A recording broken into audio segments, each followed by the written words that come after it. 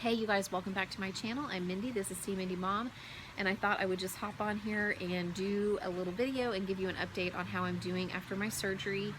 It has been 5 days since I had what they call a total hysterectomy, and that's a little bit misleading because they take a lot of things out, but they left my ovaries. So to me that's kind of misleading, but that's the name of the surgery that they did. And last week I had filmed a video about why I had that done, and it was kind of a long winding story, and I ended up not editing that and putting that out there because I thought, you know, people probably really aren't that interested in why I had this surgery. The short version is I have been talking about it with my doctor for well over a year, because since my son was born 5 years ago, over 5 years ago, I've had a lot of problems. I have to be on blood thinners for the rest of my life because of my propensity for developing blood clots. I've had 2 different DVTs in my legs on 2 separate occasions, 3 years apart. They cannot figure out why that is happening, and so as a precaution I have to be on blood thinners, and it's just created a whole lot of problems. And the short version is, sorry this is TMI, but it makes my periods be really bad. And so I had already decided not to have any more children. I had my tubes tied after my son was born because of some of these problems that I have. I had to have kind of a high-risk pregnancy. I had to do lots of extra things during my pregnancy, and I did not want to go through that again. And so I've already kind of made my peace with that years ago. So that wasn't really a factor in this. It was more about how it was affecting me health-wise and my lifestyle, and how I would have to keep going through this for the next 15 years, and I just decided I don't want to do that. I had limited options to deal with the problem because of my blood thinners. Like, I can't have anything hormonal, I can't be on birth control or anything like that. And so we just decided that this was the best route for me to address the issues that I was having. So I won't go really, into detail with that. That's between me and my doctor. That's the decision that I made, and I feel really good about it. I thought about it for a long time, really months, maybe well over a year since I started talking about it with her. And I think it was a good decision. But the surgery I had 5 days ago, and right now it's the morning. I feel pretty good. You guys can probably see it's that big bruise there. That was one of the places they tried to put my IV. I have really bad veins, and they tried 5 times to put my IV in. I felt so bad for the nurses, and I know they felt bad for me too, but they tried here, they tried here, they tried here, they tried here, and finally they got it in the top of my hand. They were just about to have to say, we're gonna have to have the anesthetist do it, which probably would have meant, who knows, it would have been in some strange place like my foot or whatever, but they got it on the 5th try. So if you see like bruises and stuff, that's just from that. It's day 5. It was 5 days ago I had my surgery. I was able to come home the same day from the hospital. Mine was the very first surgery. It was like 7:30 in the morning. We had to be there at 6 a.m. I did drive back to the place we moved from last year, because my doctor, who's been with me for 15 years and been with me through all of this stuff that I've gone through with my pregnancies and with the blood clots and all that, I wanted her to do it. And so we drove back the night before, and then got up really early and went to the hospital. My parents lived there, and they helped us out and helped with the children. So we were at the hospital bright and early, and the surgery took, I think, a little over an hour, maybe an hour and a half. She said I did really well. I was in the hospital for most of the day, and I got to go home that evening. And then the next day we came back to our house to Tulsa. And I really did not leave the house until yesterday. Like, basically for 3 days I didn't really leave the house.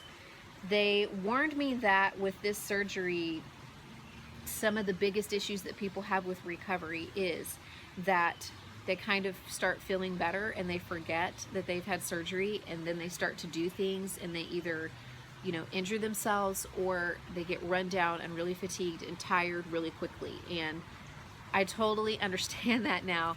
Even after having not been out of the house for 3 days, yesterday morning a friend came and picked me up. I needed to go have some blood work done, and then we went to breakfast. And by the time I got back, I'd only been out of the house for like a little over 2 hours, like 2.5 hours.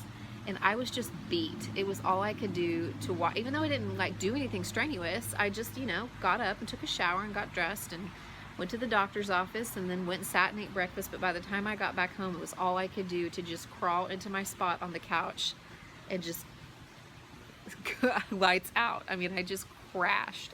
And they warned me that that is what it would be like for me for several weeks.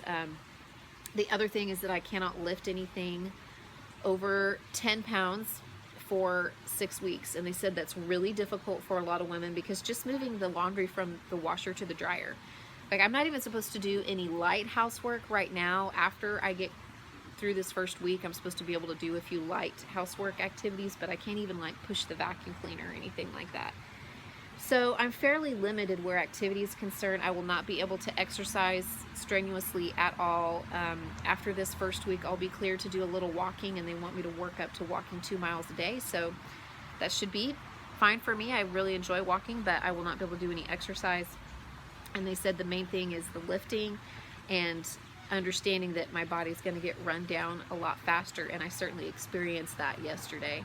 It's hard mentally too, because I'm looking around, seeing things that I'd like to get done around the house, or kind of feeling like, man, I really wish I could be productive and do this and do that, and you just can't.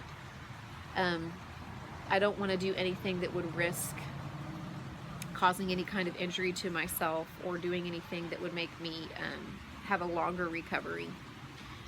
So I'm trying to just heed the doctor's orders. I've been doing a lot of just binge watching stuff on Netflix. I've been binge watching the show Psych, which, you know, I had watched episodes of before, but I'm on to like about to be in season 3 right now. I've been reading some. I've been catching up on my YouTube channels.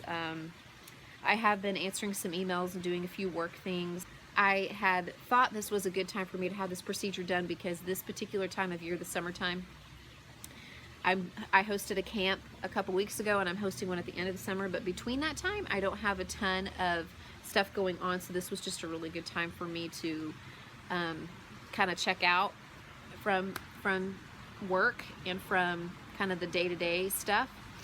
The kids are at their grandparents this week, and then my husband, they're going to California to see cousins next week, and I have lots of friends and neighbors and people who are with me and checking on me, and I'll probably go spend some time with my own family in Oklahoma City next week, because I wasn't cleared to travel by plane.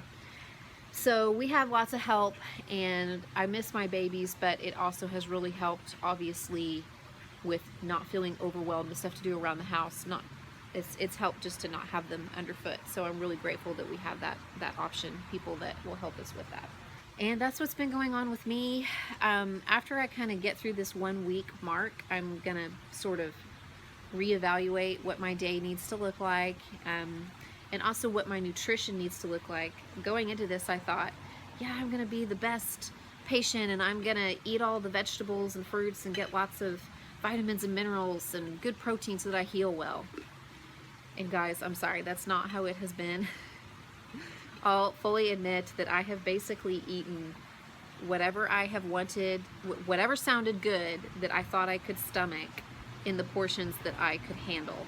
So I haven't like overeaten. I really haven't eaten that much. In fact, yesterday was probably the first day I had a semi-normal like meal schedule and amount of food that I would normally eat. It really was just eating a few bites of things here and there, whatever I thought my stomach could handle, and time it along with my medication that I was taking so that I wouldn't get an upset stomach. So all of that stuff about, yeah, I'm gonna eat all the salads and all that, yeah, that kind of went out the window the first couple of days, and it was just like, oh yeah, ramen noodles sound okay, I think I could eat a few bites of that, or oh yeah, I think I could stomach a small scoop of ice cream. I'll just be honest, that's the way it's been for the past few days.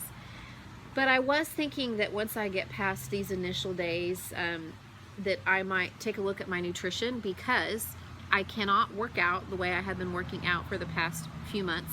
I can't do any lifting, I can't do any running or strenuous cardio. But I thought, you know, the one thing I can do is take a look at my nutrition. And one thing that I really want to do is try to address my issue with sugar and processed foods, and maybe even kind of challenge myself to really heavily limit that over the next few weeks.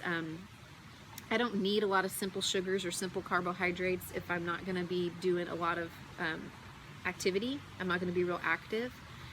And I'm not talking about doing low carb or keto or anything like that. I mean, just really taking a look at the quality of the foods that I'm eating and trying to eat kind of, you know, just eat real food, that whole jerf idea. And not like eliminate something entirely, but really taking a look at added sugars and processed foods, because those have crept back into my diet in a bad way, and I know that it's affecting me.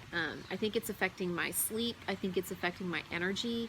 And I know my energy is going to be kind of up and down a lot anyway, so I thought, you know, maybe this would be a good time for me to try to break that sugar habit that's crept back into my life, and maybe I can even film some about it and maybe do some what I eat in a days.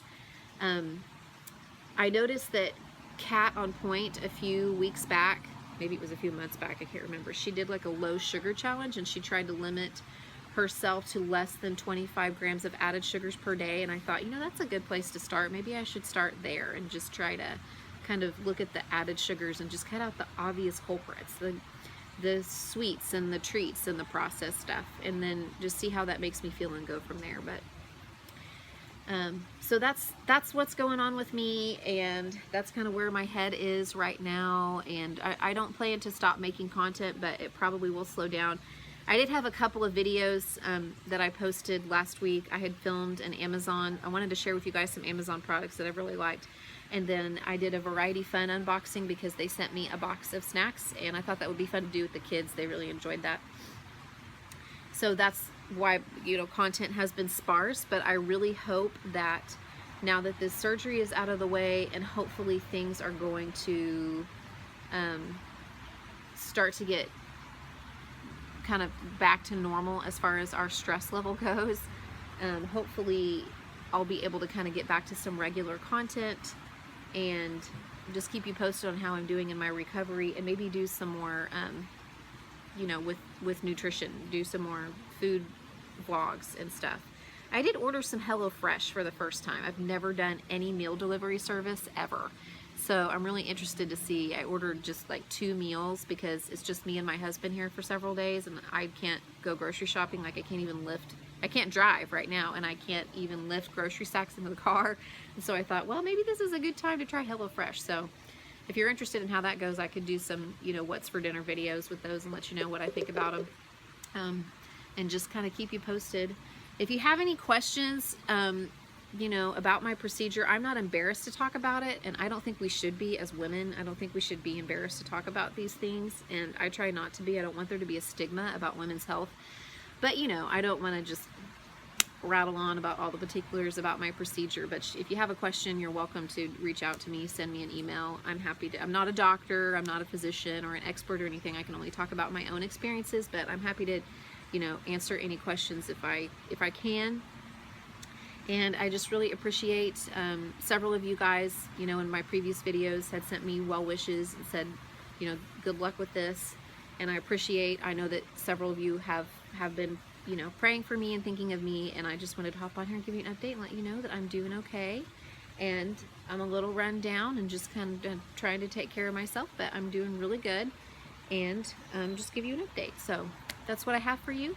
I'd love it if you leave me a comment, if you like, if you subscribe, and I'll check in with you guys again, hopefully very soon. Bye.